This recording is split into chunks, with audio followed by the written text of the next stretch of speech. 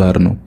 ልክ እንደ ወንድ በእውነት ሁሌ ስለ ሴት ነው አማወራው 12 ሰዓት ጀምሮ ትላንትና እያሽቀበጣችሁ የሰው ወንድ የኔ ራሴ ነው ያላችሁ ባሌ ነው ያላችሁ የዋላችሁ ሁላ ማለት ነው ገደል ግቡ ማለት ነው። አሁን ታና ሚስቱ ይያቸው ታና መረጃ መጥቻለሁ ማለት ነው። ጋይስ የኔ ቤት ከመጣችሁ ያለ መረጃ አትወጡም መቼም።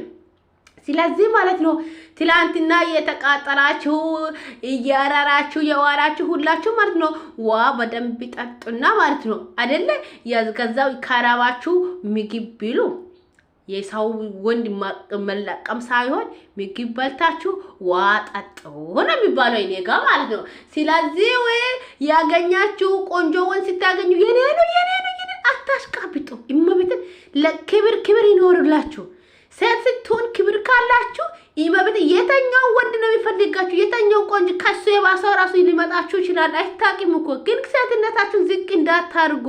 እንግዲህ ይሄ ልጅ ትላንትና ባሌ እያላችሁ ስትቀባበሉት ለነበራችሁ በጣም ትልቅ መርዶ ይዤላችሁ መጥቻለሁ። በነገራችን ላይ ትላንትና ነው ያየሁት ይሄን ቪዲዮ። ግን ቪዲዮ ለመስራት በጣም እኛ ጋር ባይዘውይ ማለት ነው ኢትዮጵያ ውስጥ አንድ ቪዲዮ ዳውንሎድ ለማድረግ በጣም ነው የሚያስቸግረው። ኔትወርክ በጣም ነው የሚያዝገውና ልጁ ያው ሚስት እንዳለው ፎቶ ፖስት ተደርጎላችኋል። እቺ ልጅ ደግሞ የምትናገረው ነገር እንዴት እንደምታስቀኝ እግዚአብሔርን ዘና ነው ብለው የሷን ቪዲዮዎች በቃ ፈልጌ ነው ማዳምጣት ፈልጌ። ግን ዩቲዩበር አይደለችም። የሚገርመው ነገር ቲክቶከር ናት።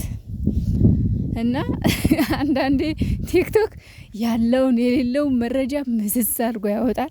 አንዳንዴ ደግሞ በጣም በተዘጋ ያስብላል። ለምን በተዘጋልሽ ያላችሁብኝ ምክንያት በደንብ ነግራችኋለሁ።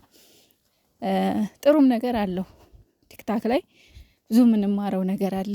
ላይፍ ቁጭ ብለው እውቀት ያላቸው ሰዎች በጣም ብዙ ነገር የሚያወሩ ሰዎች አሉ። እውነት ለጎበዝ ለሆነ ሰው ማታ በጣም ብዙ ነገር ነው የሚተላለፈው። በጣም ብዙ ትምህርት መውሰድ ይቻላል ከቲክቶክ ማለት ነው። ኢንተርኔት እንዳጠቃቀማችን ነው በነገራችን ላይ ለክፉም ለመጥፎም ማድረግ ይቻላል። ሰላም ውድ ፋሚሊዎች እንዴት ናችሁልኝ? በያላችሁበት ዓለም ዳርቻ ሰላማችሁ ብዝዝዝ ተረፍረፍ ይበል እያልኩኝ እንግዲህ በድጋሚ በሌላ ቪዲዮ መጥቼላችኋለሁ። ዞር ስል እንግዲህ አዳዲስ ነገሮች እንዲሁም ደግሞ የከፋኝም ነገር አለ።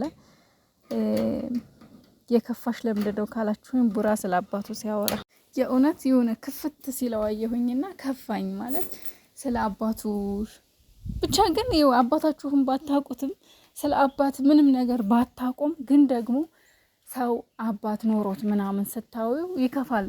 ብሩኬ በውስጡ ይዞት በሆዱ ይዞት ነው እንጂ ምንም እንኳን እናቷ አሳድገውት ምንም ባይጎልባት ምንም አንዲት ነገር ሳይጎድል ቢያሳድጉት ተቀማጥሎ በእናት እጅ ቢያድግም ግን ደግሞ የሆነ ሴንስ አለው፣ የሆነ ስሜት አለው አባት አለመኖሩ። ግን እንዲህ ነው ብሎ ወጥቶ ተናግሮም አውርቶም አያውቅም፣ በሆዱ ይዞታል። እና ይህን ደግሞ የተረዳሁት ምንድነው ትናንትና ስለ አባት ሲያወራ የሆነ ፊቱ ላይ ያየሁት ነገር አለ፣ ፊቱ ላይ ያነበብኩት ነገር አለ። ብዙ ነገር ብቻ ብዙ ጊዜ ስለ ሴትም የሚያወራው ስለ ሴት ክብርም አብልጦ ብዙ ጊዜ ስለ ሴት ውድነት፣ ስለ ሴት ክብር፣ ስለ ሴት ወርቅነት ብዙ ጊዜ በቃ አብልጦ የሚያወራው ስለ ሴቶች ክብር ነው። ለምን ይመስላችኋል እንደዚህ የሚያዘው? ለምንድን ነው? በእናቱ ብቻ ስላደገ እናቱ እንዴት አድርገው እንዳሳደጉት ስለሚያውቅ፣ በምን አይነት መንገድ እንዳሳደጉት ስለሚያውቅ እንኳን አይደለም በእናት እጅ ብቻ እናትም አባትም አንድ ላይ አሳድገው ራሱ ምን ያክል ከባድ እንደሆነ ታውቁታላችሁ።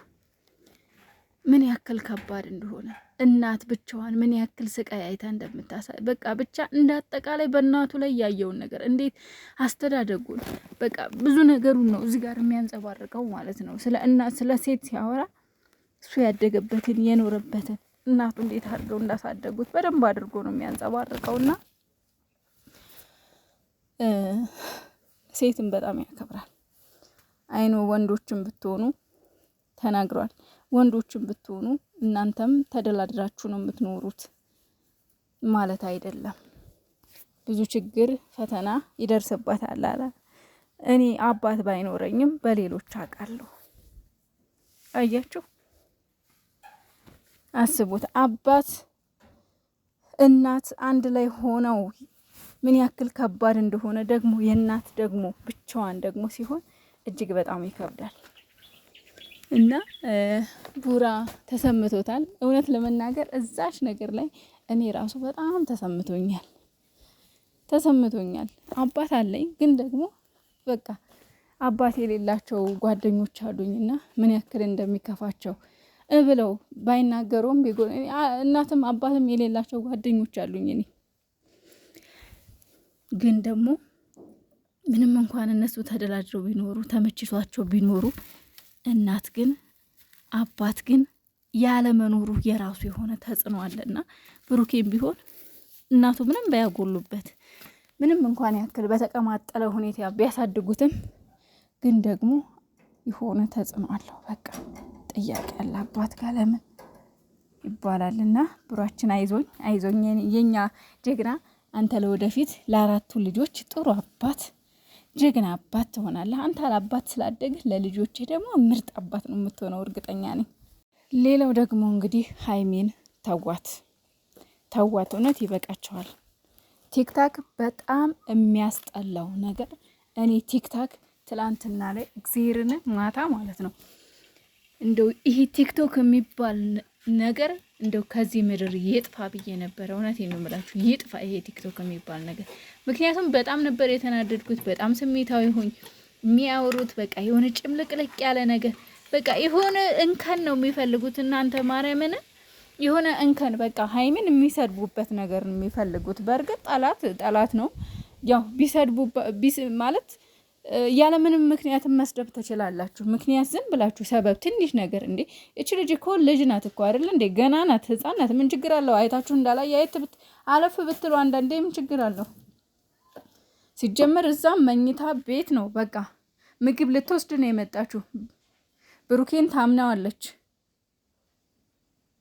ስለዚህ እንደ ራሷ ሰው አርጋ ስላየችው ነው እንደዛ ሆነ የመጣችሁ።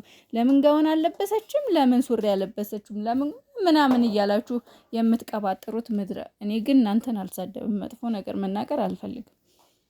ምክንያቱም እኔም እናንተን ከተሳደብኩኝ እኔ እስከናንተ በምን ተሻልኩ? ስለዚህ አንዳንዴ እንዳላየ ታርጋችሁ ለፏት በቃ። እንዴ ምንድነው እንደዚህ ጭምልቅልቅ ያለ ነገር? በቃ ታዋት፣ እንደፈለገች ትሆን። ልጅቷ ነፃነት አጣች። እግዚአብሔር በዛ የሆነ ነገር ስትሉ ያንን ታስተካከለች። ደግሞ ሲጀመር የሆነ በቃ እንከና የምታወጡት እንከን አታጡ።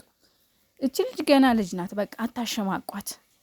እናንተ ላወራችሁት እኔ ተሸማቀኩኝ። እግዚአብሔር እኔ ለሷ ማለት ነው ተሸማቀኩኝ። ትላንትና ሲያወሩ ተሰብስበው እንዳይደብራችሁም እንዴ ምን አረገቻቸው እነዚህ ትናንሽ ልጆች? ጭራሽ እንዲጠፉት ማታድርጉ።